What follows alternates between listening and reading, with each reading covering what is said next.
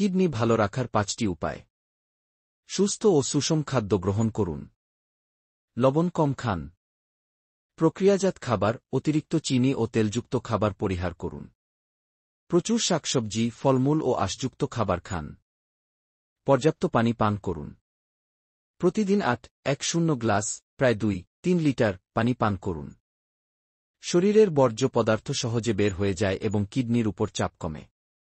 নিয়মিত ব্যায়াম করুন। হালকা হাঁটা, যোগব্যায়াম বা সাইকেল চালানো কিডনির কার্যক্ষমতা ভালো রাখে।